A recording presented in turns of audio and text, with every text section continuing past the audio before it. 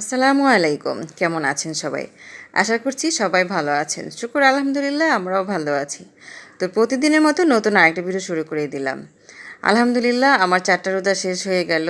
আর এখন তো এই রোজায় প্রচুর কষ্ট হচ্ছে, কারণ এত গরম। এই গরমের মধ্যে রোজা রেখে বাইরে যাওয়া তো খুবই কষ্টের ব্যাপার।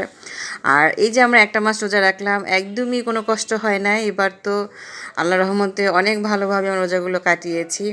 তো তারপরও ঈদের পর আমি রোজাগুলো থাকতে শুরু করেছি। তো এখন তো আল্লাহর রহমতে আমার 4টা কমপ্লিট হয়ে গেল। তো সবাই কেমন আছেন কমেন্ট করে জানাবেন। আর এই যে এখন আমার মেয়ে হালিম তৈরি করছে। তো প্রতিদিনের মতো আজও আমরা সব কিছু ইফতারি তৈরি করেছি, কারণ দেখা গেছে যে রোজার মধ্যে তো তেমন ইফতারি বানাই নাই, কিন্তু এখন বানানো হচ্ছে আর কি ঘরের ভিতর, যেহেতু বাচ্চারাও খেতে চাচ্ছে সবাই মিলে। তো সব কিছু মিলিয়ে তো সুন্দর আমরা রোজায় ভালোভাবে কাটালাম। তো ঈদে কীভাবে কে কী করলেন কমেন্ট করে জানাবেন যে আপনারা কেমন আছেন আর কোথায় কোথায় যাওয়া হলো। আমি তো কোথাও যেতে পারি নাই, কারণ আমার মা ঢাকায় থাকে। আর এই জন্য আমরা ঢাকায় থাকি সব সময়।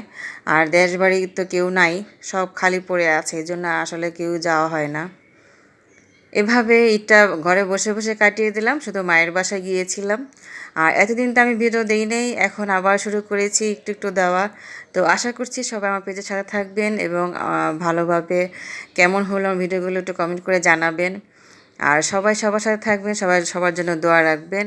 এই যে আজ তো বানিয়েছিলাম আলু চপ, পেঁয়াজু, বেগুনি, শুধু ঘুগনিটা কিনে আনা হয়েছে।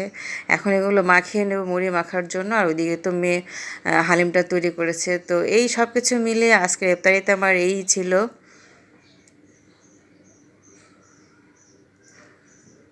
আসলে বাসার পেঁয়াজুগুলো এত ভালো হয়, বাহিরের পেঁয়াজু খেতে ইচ্ছে করে না। তো দেখা যায় যে বানাবো না বলে বলেও তারপর কিছু কিছু বানাতে হয়। তো আজ এই পর্যন্ত, সবাই ভালো থাকবেন আর দোয়া রাখবেন সবাই সবার জন্য। তো নেক্সট ভিডিও নিয়ে হাজির হব। আল্লাহ হাফেজ।